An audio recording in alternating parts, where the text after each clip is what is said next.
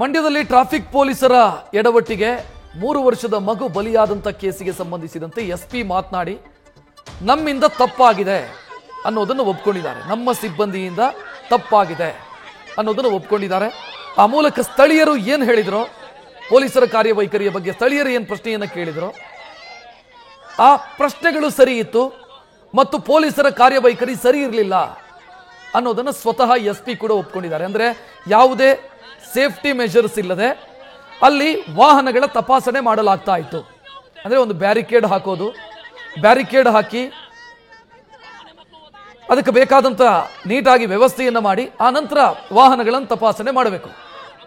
ಏಕಾಏಕಿ ಮರದ ಮರೆಯಲ್ಲಿ ನಿಲ್ಲೋದು, ವಾಹನದ ಮಧ್ಯದಲ್ಲೆಲ್ಲೋ ನಿಲ್ಲೋದು, ತಕ್ಷಣ ಪ್ರತ್ಯಕ್ಷ ಆಗೋದು, ವಾಹನ ಸವಾರರನ್ನ ಹೆದರಿಸೋದು, ಇಂಥದನ್ನೆಲ್ಲ ಮಾಡೋದಕ್ಕೆ ಅವಕಾಶ ಇಲ್ಲ. ಬಟ್ ಅದು ಆಗ್ತಿತ್ತು ಅನ್ನೋದನ್ನ ಎಸ್ಪಿ ಒಪ್ಕೊಂಡಿದ್ದಾರೆ.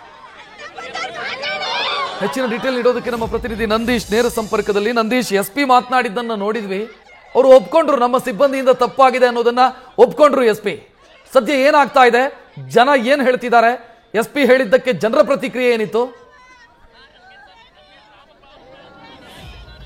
ಖಂಡಿತ ರಕ್ಷತ್, ಮಂಡ್ಯದ ಸಂಚಾರಿ ಠಾಣೆಯ ಪೊಲೀಸರ ಎಡವಟ್ಟಿನಿಂದ ಬಹುದೊಡ್ಡ ದುರ್ಘಟನೆ ಒಂದು ನಡೆದೋಗಿದೆ. ಓರ್ವ ಬಾಲಕಿ ಸಾವನ್ನಪ್ಪಿರುವಂಥದ್ದು. ಅಂದರೆ ತಂದೆ ತಾಯಿಯ ಜೊತೆಗೆ ಆಕೆ ಆಸ್ಪತ್ರೆಗೆ ಬರ್ತಾ ಇರುವಂಥದ್ದು. ಅಂದರೆ ಮದ್ದೂರಿನ ಗೊರವನಹಳ್ಳಿ ಗ್ರಾಮದ ವಾಣಿ ಮತ್ತು ಅಶೋಕ್ ದಂಪತಿಯ ಪುತ್ರಿ ಋತಿಕ್ಷಾ ಆ ಒಂದು ಏನು ನಾಯಿ ಕಚ್ಚಿದ ಪರಿಣಾಮ ಅವರು ಇಂಜೆಕ್ಷನ್ ಕೊಡಿಸೋದಕ್ಕೆ ಆ ಮಗುವನ್ನು ಬೈಕ್ನಲ್ಲಿ ಕರ್ಕೊಂಡು ಬರ್ತಾ ಇರ್ತಾರೆ ಊರಿನಿಂದ. ಆ ಬಂದಂಥ ಸಂದರ್ಭದಲ್ಲಿ ಮಂಡ್ಯದ ಸುವರ್ಣಸಂದ್ರದ ಬಳಿ ಟ್ರಾಫಿಕ್ ಪೊಲೀಸರು ತಪಾಸಣಾ ಕಾರ್ಯವನ್ನು ಮಾಡ್ತಾ ಇರ್ತಾರೆ. ಅಂದರೆ ಬಂದಂಥ ವಾಹನಗಳು ಯಾರ್ಯಾರು ಹೆಲ್ಮೆಟನ್ನು ಧರಿಸಿರಲ್ಲ ಅವರನ್ನು ತಡೆದು ನಿಲ್ಲಿಸುವಂಥ ಕೆಲಸವನ್ನು ಕೂಡ ಮಾಡ್ತಾ ಇರ್ತಾರೆ. ಅಂತಹ ಒಂದು ಸಂದರ್ಭದಲ್ಲಿ ದುರ್ಘಟನೆ ಒಂದು ನಡೆದೋಗಿರುವಂಥದ್ದು. ಅಂದರೆ ಯಾವಾಗ ಪೊಲೀಸರು ತಡೆಯನ್ನು ಬೈಕ್ಗೆ ಒಡ್ಡಿದ್ರು ಆ ಸಂದರ್ಭದಲ್ಲಿ ಬೈಕ್ ಸ್ಕಿಡ್ ಆಗುತ್ತೆ, ಕೆಳಕ್ಕೆ ಬಿದ್ದು ಮಗು ಕೂಡ ಸಾವನ್ನಪ್ಪುವಂಥದ್ದು. ಆ ಒಂದು ಮಗುವನ್ನು ಆಸ್ಪತ್ರೆಗೆ ಸಾಗಿಸ್ತಾರೆ. ಅಷ್ಟೊತ್ತಿಗಾಗಲೇ ಆ ಮಗುವಿನ ಪ್ರಾಣ ಪಕ್ಷಿಯು ಕೂಡ ಹಾರಿ ಹೋಗಿರುವಂಥದ್ದು.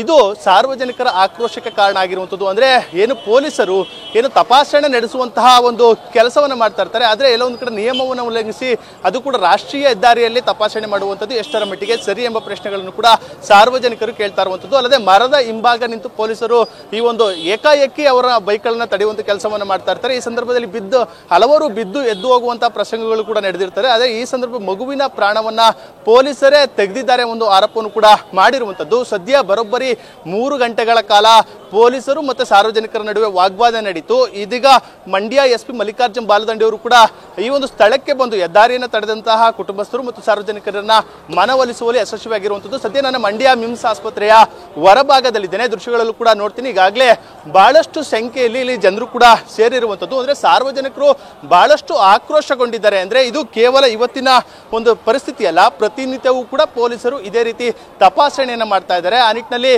ಹಲವಾರು ಅವಘಡಗಳು ಕೂಡ ಸಂಭವಿಸ್ತಾ ಇದೆ ಎಂಬುದು ಸಾರ್ವಜನಿಕರ ಆಕ್ರೋಶ ಆಗಿರುವಂಥದ್ದು.